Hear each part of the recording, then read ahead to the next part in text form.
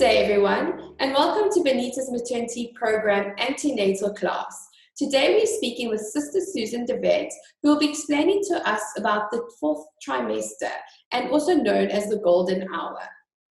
Hi, Sister Susan. Hi, thank you for having me. It's also nice to see you again.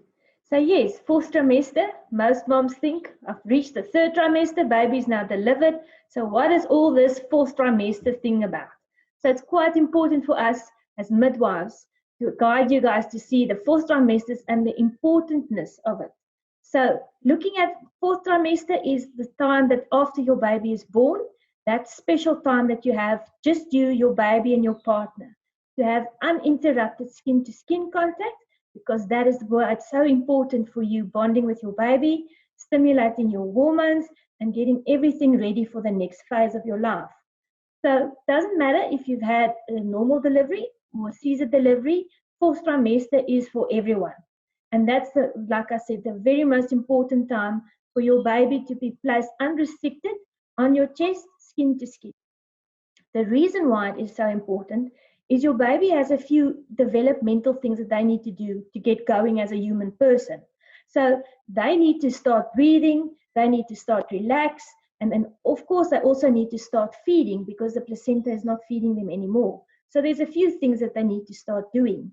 And that is placed by scientific evidence that it's the best place for your baby to be skin to skin in the first hour.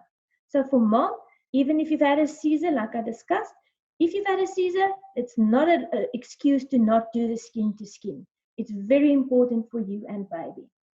Okay, so looking at the mom needs the skin to skin and having baby with her so that she can start producing oxytocin, what is the love hormone that makes your uterus contract and then also helps the placenta to be delivered.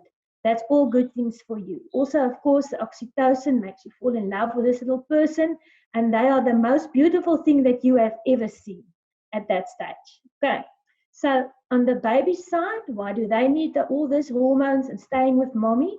Is it's called the 7 instinctive stages that they need to go through as soon as they are born. They need to start breathing, like the birth cry, and that always brings everybody to tears when they hear that first cry of the baby. And then they need to start looking for the breast, they need to start rooting, producing saliva, and then of course going to the breast, latching on and feeding. And that all is something that follows on your labor and your birth. So that's like the next step. So important to think about if you've got a birth plan is to add to that you would really like the baby to be placed skin to skin as soon as they are born and not be removed from you, so that your baby will be not taken away, not measured, not weighed, because all of that data will not change in the next 24 hours. But that special hour that you have with your baby is what they need to settle with you, and then also to practice how to latch and feed effectively, because that's the time that your baby is most alert, most awake, and their reflexes are the strongest. So that's the time that you need to teach them, this is how you go to the breast and this is how you latch. And if mom is not available, if they go under anesthetic and they can't do skin to skin at that point, what happens then? The best next option is, of course, daddy, to go to daddy's chest. It really doesn't matter because you want your baby to be colonized with your friendly bacteria. So you don't want the baby to be born and then going to a hospital environment and then get what they call colonized with hospital bugs. Okay, so you want them to be colonized, the gut and the mouth and the skin, with all the natural flora that's in your environment. So all the evidence show that if the baby is removed with mom, colonized with hospital bacteria and not breastfeeding, the risks of allergy and feeding difficulties and all of that are quite higher. So better to be colonized with mom's bacteria. And who else's second best option is the person that shares your duvet with you at night.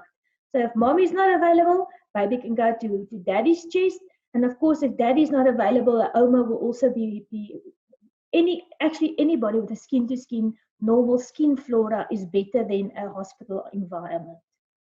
Okay. And with regards to the placenta being born, can you elaborate on that?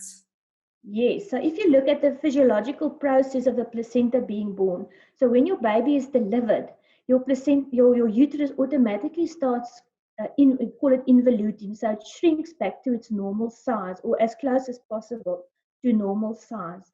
And then there's no space for the placenta to stay in, and that naturally gets delivered.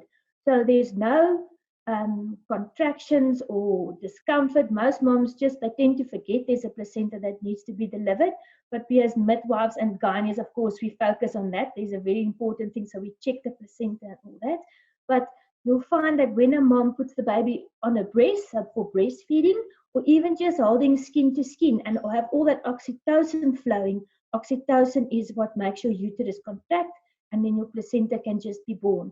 So that is all important things that needs to happen as in half an hour to an hour after birth. So quite important to also remember that babies that are born are not dirty, so they don't actually need to be washed. So we tend to wipe them dry so they don't get cold, and then babies go to mom's chest to stay there and be colonized with mom's natural flora.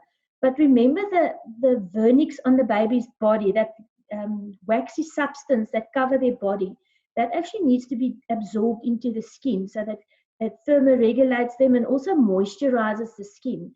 So it's better for baby skin to not be washed so soon after birth. So you have the benefit of that vernix being absorbed and moisturizing the skin. But that also, remember, baby goes according to smell. So they know who are their mommies by smell, not by sight. So if you tend to not bath your baby, they're more calm, they're more relaxed. And also when they smell their hands, they smell amniotic fluid. So their stress levels are much lower than a baby that is bathed soon after birth. So important to ask, so if you are happy with your baby to not be bathed at all, that's also okay. So you can bath them later, just be like before you go home, they can maybe teach you how to just hold baby and wash baby and then take baby home. So you don't have to wash them so soon after birth.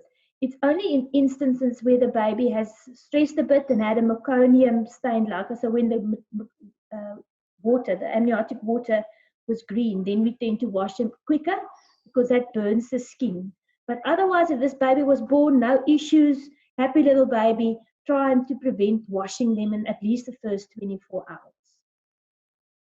Okay, perfect. Thank you so much for clarifying that. It's amazing to see to hear how babies, like you say, they can't see, but they already can smell who's mom. They just know. It's incredible. A real little miracle. Yeah.